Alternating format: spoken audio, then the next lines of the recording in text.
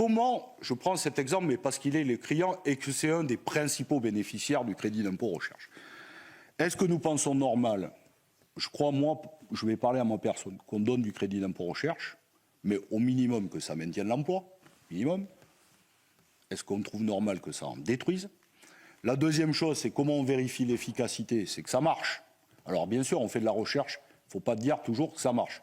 Mais par exemple, si on doit vérifier l'efficacité de Sanofi, par exemple, je prends la crise Covid, qui a été une des crises majeures, ça a été quasiment les derniers à trouver un vaccin, même après les Russes, les Cubains qui vivent sous blocus et tant d'autres. Donc, vous voyez que c'est un peu complexe.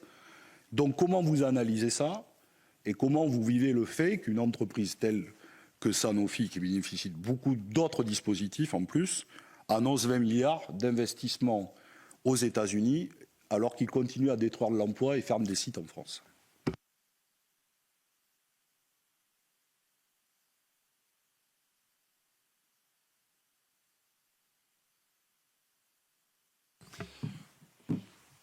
Je l'ai dit en introduction, notamment, on n'aime pas, on déteste même quand une entreprise supprime des emplois. Mais on est dans des entreprises qui sont dans une compétition internationale, qui gèrent leurs affaires selon les lois de la République.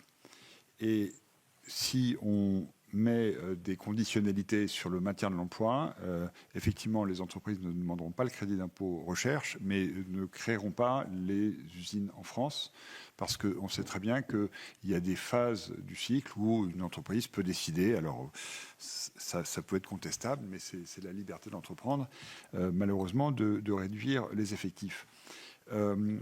Les aides dont a bénéficié Sanofi sont effectivement importantes. La liste, elle est connue. Il y a notamment sur l'aide à l'innovation et au développement, hors crédit d'impôt recherche, pour le coup qui est tenu par le secret fiscal dans les règles actuelles de la République, donc elle s'impose évidemment moins.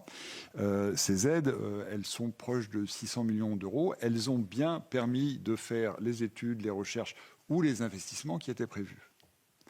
Donc, oui, j'entends qu'il soit choquant pour l'opinion publique, pour les responsables politiques, que malgré ces aides qui, encore une fois, ont été utilisées pour faire de la recherche et pour aboutir à des nouvelles productions, et d'ailleurs à des investissements en France. Sanofi continue à investir en France. C'est très, très compliqué d'accepter que des décisions de ce type soient prises. Sur l'investissement aux États-Unis, d'abord, c'est aussi la liberté d'entreprendre.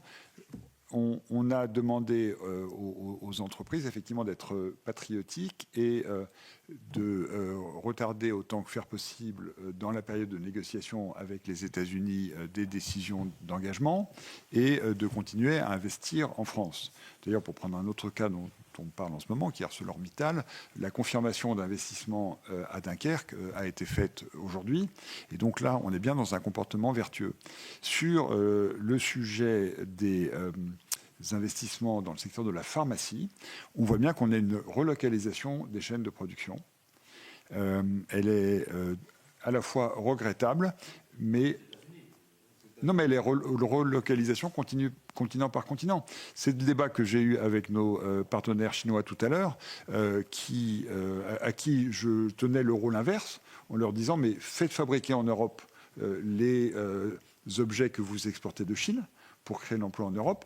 Et les Américains sont en train de tenir le même discours.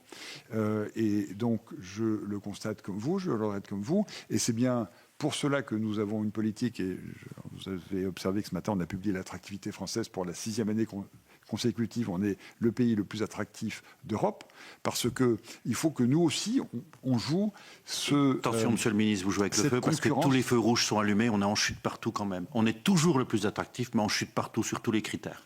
Donc vous n'allez pas pouvoir vous en vanter encore longtemps, malheureusement. Oh, je ne me vante de rien, je constate que c'est une bonne nouvelle pour le pays, et dans un pays qui est parfois un peu déprimé. Il faut regarder derrière, monsieur le ministre. Je regarde devant. C'est pour ça que je vous disais tout à l'heure qu'il est temps de réagir, monsieur le ministre. C'est pour ça que nous avons une politique économique sur laquelle vous n'êtes pas forcément d'accord l'un avec l'autre, mais où nous souhaitons continuer à ne pas augmenter les impôts des entreprises, ne pas augmenter les charges pour rester attractifs.